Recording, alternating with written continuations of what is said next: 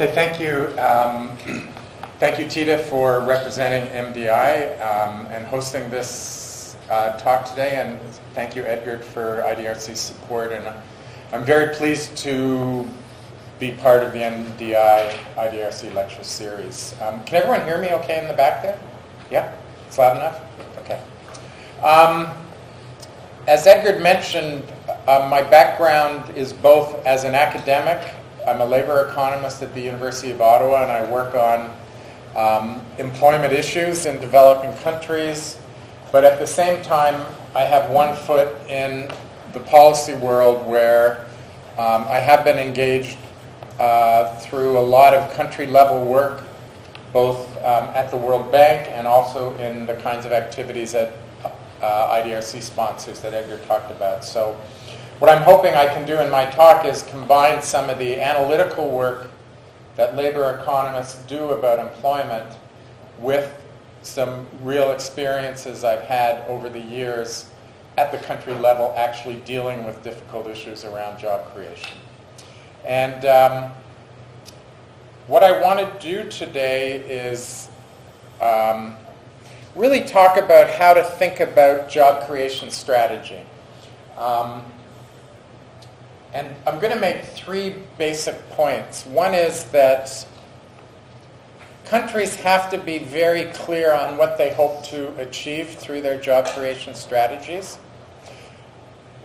Job creation strategies don't happen on their own. Many countries think that as long as they grow rapidly, and I'm aware that this is a period of rapid growth in Myanmar, but a growth strategy by itself is not a job strategy. So I want to make it clear that it's very important for countries to develop their own job strategy, okay, distinct from a growth strategy.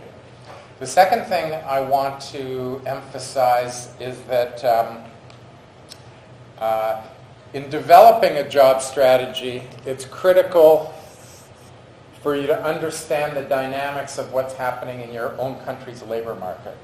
So the role of data and analysis is absolutely critical. And this is something that IDRC tries to promote through its research. Hopefully MDI can make a major contribution through its work.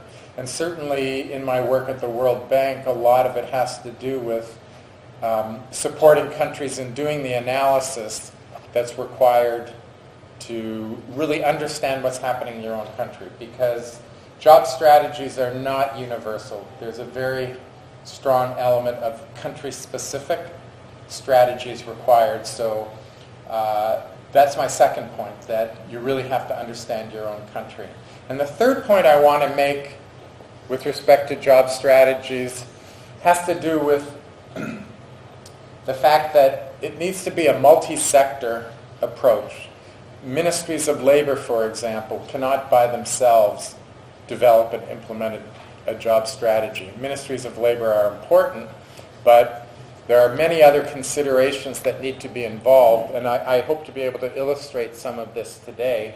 And this often involves not only government but industry and workers, but also other ministries besides the Ministry of Labor are often very important players in developing job strategies. So I'm going to try to talk for maybe 30 or 40 minutes today. No more than 40 minutes, because I know that I get very boring after 40 minutes. So I'll try to keep it to 30 or 40 minutes. And hopefully then we can have a very good discussion. But if during the course of my presentation there's something you want to clarify, something from one of the slides, for example, that is not totally clear, please feel free to ask me a question to clarify.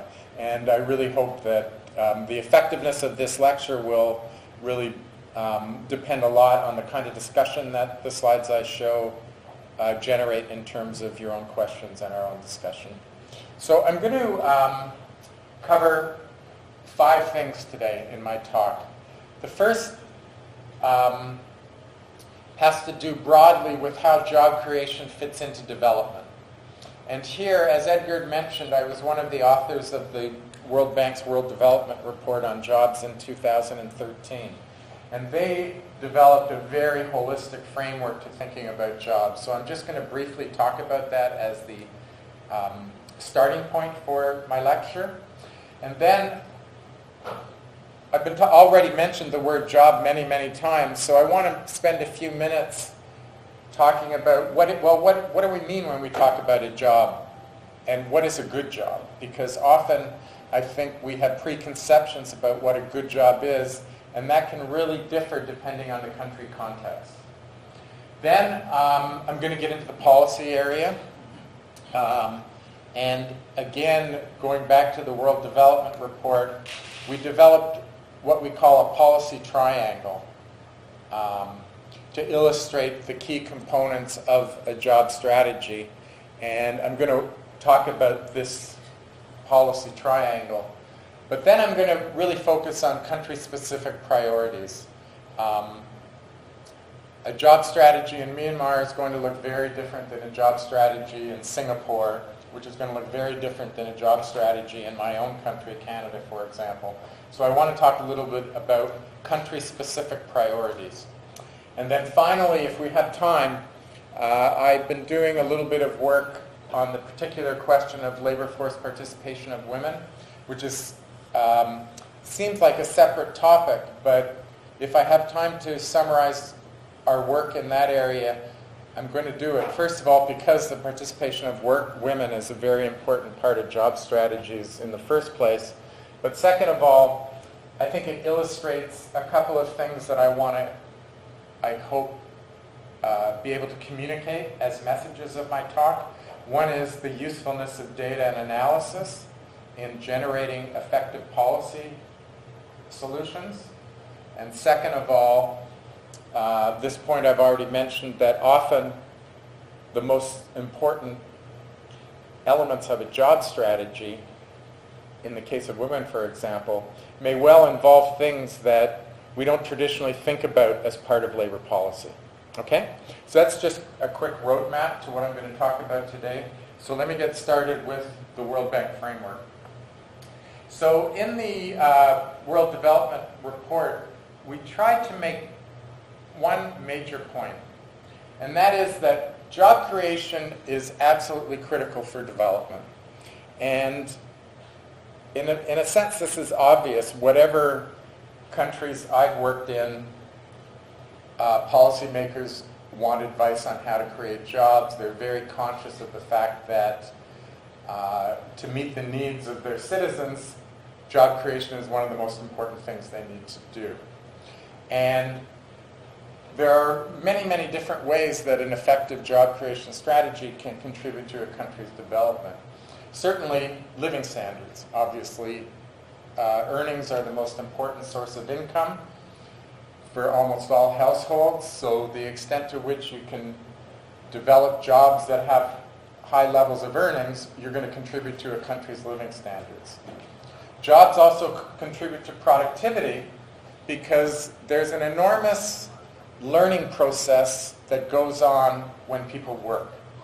And the more people are engaged in jobs that allow them to learn, develop further, pick up additional skills, the more that is going to contribute to a country's economic development, productivity, and growth.